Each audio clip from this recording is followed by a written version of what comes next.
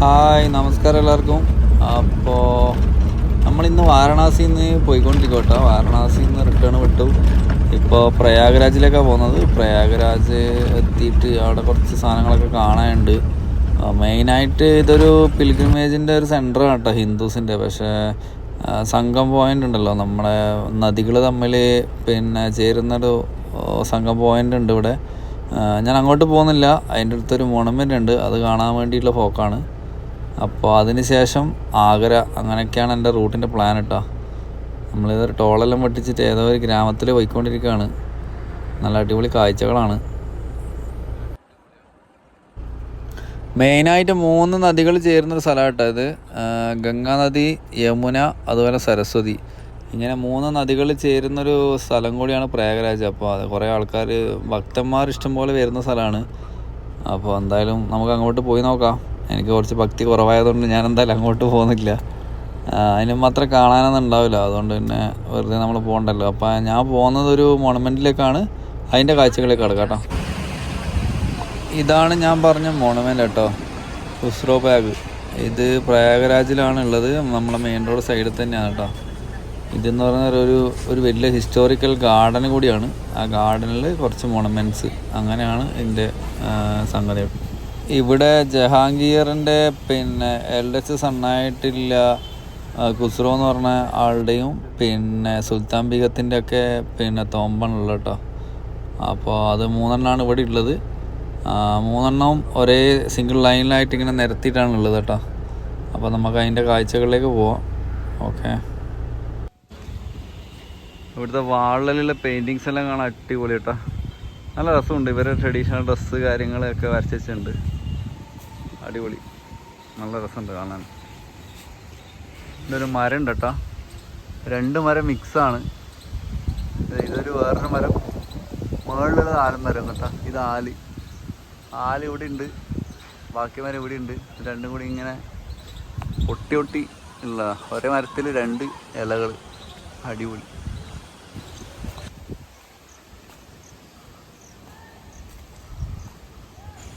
ഇവിടെ നമുക്ക് 3 തോമ്പുകൾ കാണാനുണ്ട് കേട്ടോ. ഒന്ന് ഷാ ബീഗം, പിന്നൊന്ന് നിസാർ ബീഗം,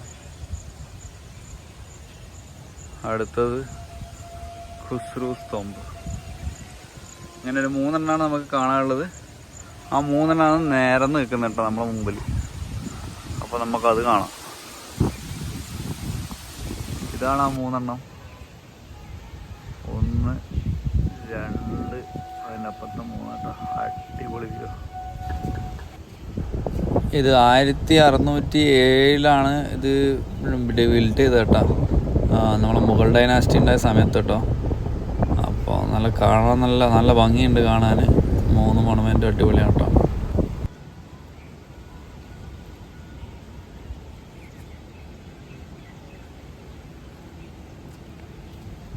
മുകളിലേക്ക് കയറാൻ ഓപ്ഷനില്ല കേട്ടോ. അത് ഗേറ്റ് വെച്ച് ലോക്കഡാണ്. പ്രൊട്ടക്റ്റഡ് മോണമെൻ്റാണ്. അടിപൊളി. കുറേ കാലം കൂടിയിട്ടാണ് ഒരു ഹിസ്റ്റോറിക്കൽ പ്ലേസ് കാണുന്നത് കേട്ടോ. ഇങ്ങനത്തെ കുറച്ച് നാളായി എക്സ്പ്ലോർ ചെയ്തിട്ട്. കാരണം നമുക്ക് നോർത്ത് സൈഡിൽ കുറവല്ലേ അങ്ങനെയുള്ള കാര്യം. ഇതിൽ ഫസ്റ്റ് 1 ഷാ ബീഗത്തിൻ്റെ തോമ്പ് കേട്ടോ. അതാണിത്.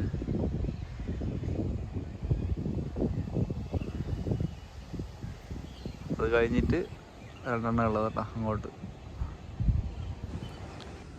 അടിപൊളി കേട്ടോ, നല്ല അടിപൊളി കൺസ്ട്രക്ഷനാണ്. നല്ല ഇഷ്ടപ്പെട്ടു. സെക്കൻഡ് 1 നിസാർ ബീഗത്തിൻ്റെ തോമ്പ് കേട്ടോ. അതാണിത്. അതാണ് ഏറ്റവും അടിപൊളിയായിട്ട് എനിക്ക് തോന്നിയത്. ഉള്ളതിൽ 3 അതാണ് അടിപൊളി. 1 അകത്ത് നമുക്ക് പ്രവേശിക്കാൻ പറ്റില്ല, എല്ലാം ക്ലോസ്ഡ് ആണ് കേട്ടോ. ആൻഡ് ഇതാണ് ഫൈനൽ 1 കേട്ടോ. 1 അകത്ത് കയറാൻ പറ്റാത്തൊരു ഭയങ്കര നഷ്ടമായിപ്പോയി. ഫസ്റ്റ് 1 1607 സെക്കൻഡ് 1 1622 CE ഉണ്ടാക്കിയത് കേട്ടോ.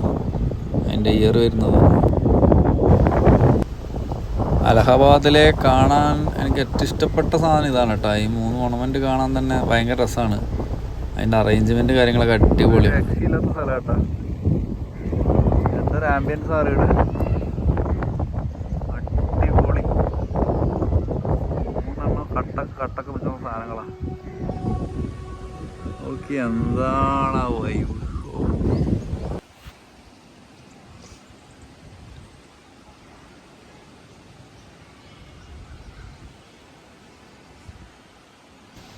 ഇതൊന്നും കൂടി ഉണ്ട് കേട്ടോ ഇതിൻ്റെ എൻട്രൻസിൽ. അതൊരു രക്ഷയില്ലാത്ത സാധനം. ഇത് അടുത്തൊരു തോമ്പാണ്, ബീബി തമോലൻ തോമ്പ്. The fourth Muslim Ukraine known as Bibi Thammolan stands for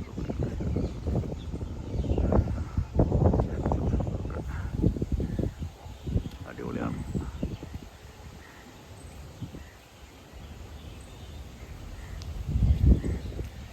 വെയിലത്ത് നല്ല കരിയും കേട്ടോ, നല്ല വെയിൽ.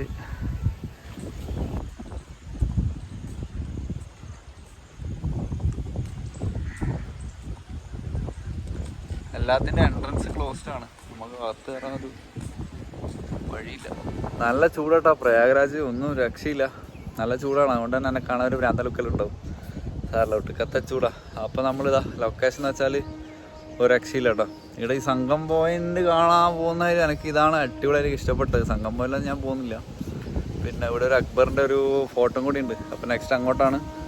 അതിൻ്റെ വീഡിയോ ആയിട്ട് അടുത്ത വീഡിയോയിൽ കാണാം കേട്ടോ. ഓക്കെ, അപ്പോൾ എല്ലാവർക്കും thank you for watching. By.